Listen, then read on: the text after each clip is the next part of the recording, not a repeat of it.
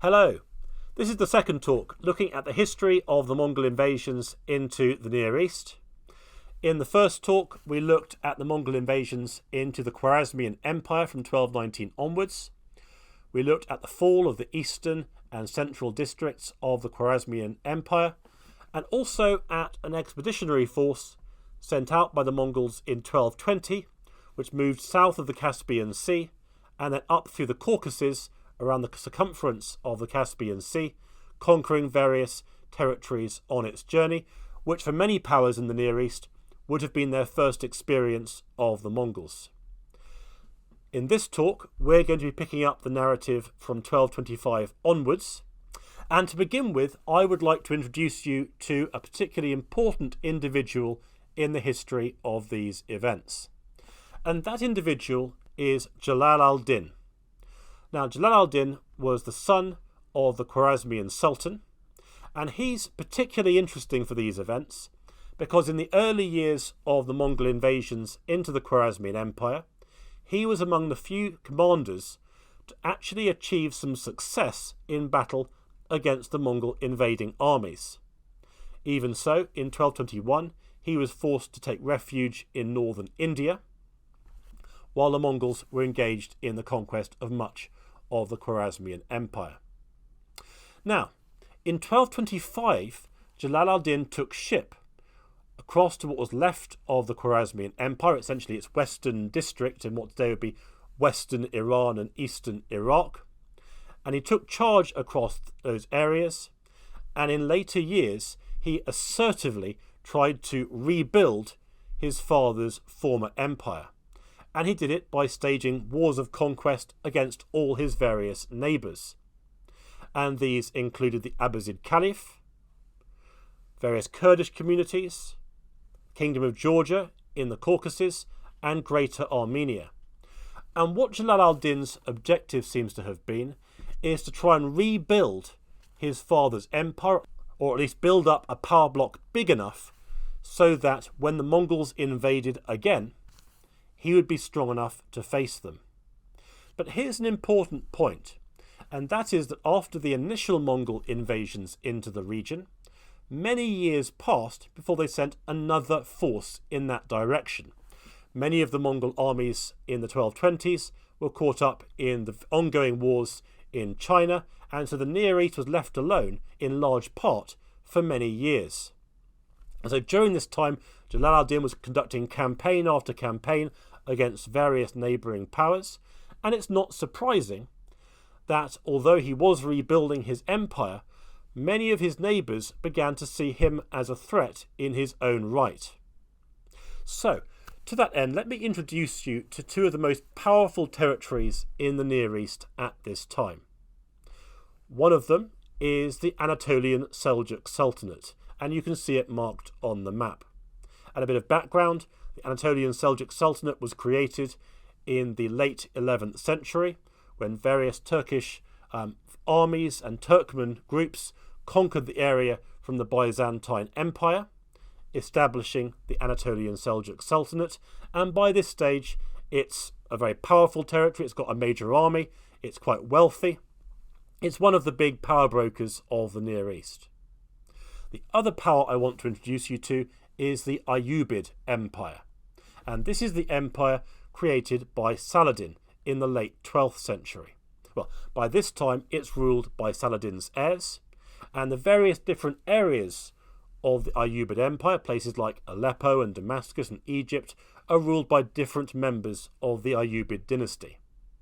Sometimes they work together, such as their efforts in the years 1219 to 1221 to defeat the armies of the Fifth Crusade, but often they're engaged in infighting. Well, with the rise of Jalal al-Din, both these powers begin to see Jalal al-Din as a threat. The Seljuks initially form a treaty with Jalal al-Din, but the Ayyubids suffer, particularly towards the end of the 1220s, begin to suffer attacks from Jalal al-Din's Khwarezmian forces. And then in 1228, events take an important turn, because a new Mongol army arrives and invades Jalal al-Din's territories, reaching the city of Isfahan to the south of the Caspian Sea. Jalal al-Din then marched out to meet this Mongol army, and crucially, he was able to defeat it.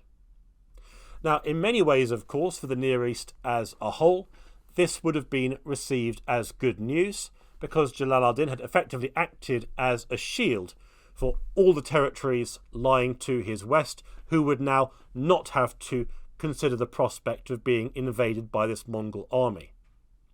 But perhaps it's also not surprising that many of Jalal al-Din's neighbours, including the Ayyubid and Seljuk empires, didn't see it that way. As far as they were concerned, this just showed just how much of a threat Jalal al-Din was becoming, and sure enough, Jalal al-Din the following year began to stage campaigns, particularly against the Ayyubids, but both the Ayyubids and the Seljuks began to see Jalal al-Din as a threat. And so as a result, the Ayyubids and Seljuks formed an alliance against Jalal al-Din, and they brought him to battle in 1230 in the Battle of Yassi-Shimen, where they decisively defeated the Khwarezmian army. Now, for the Ayyubids and Seljuks, naturally, this was an enormous victory. Jalal al-Din was no longer a threat to them, and they had emerged victorious. Nevertheless, very soon after the battle, a new Mongol army began to advance westwards towards the Khwarezmian Empire. And on this occasion, because he had just been defeated, Jalal al-Din had no forces really to engage them in battle. He tried to put together an army, but that army melted away, and so the Mongols were able to advance largely unopposed into the Khwarezmian Empire, which they took over in its entirety. And so this is an important moment in the expansion of the Mongol Empire.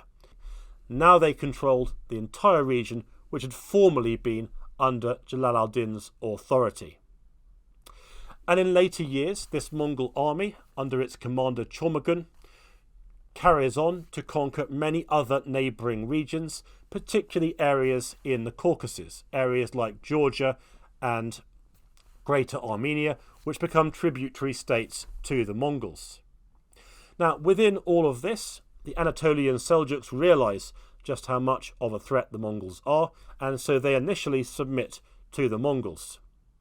But nonetheless, that relationship breaks down over time, until by around 1240 it becomes clear that that relationship is now so deteriorated that in the early 1240s the Mongols begin to contemplate the invasion of the Anatolian Seljuk Sultanate. Now, by this stage, Chormaghun has been replaced by another commander called Baiju, and he leads the invasion of the Anatolian Seljuk Sultanate. His first major invasion took place in 1242, and then soon afterwards, in 1243, he invaded again, where he was met in battle by the forces of the Seljuk Sultan, and the Mongols emerged victorious, following which they conquered many of the major cities in central Anatolia, which then forced the Seljuk Sultan to submit and accept Mongol hegemony.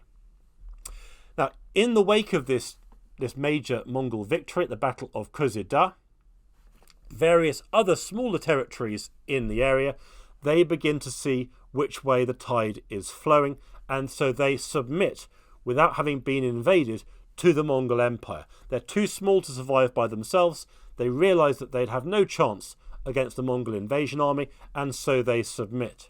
And these include Byzantine Trebizond and also the Kingdom of Cilician Armenia. You can see them both marked on the map.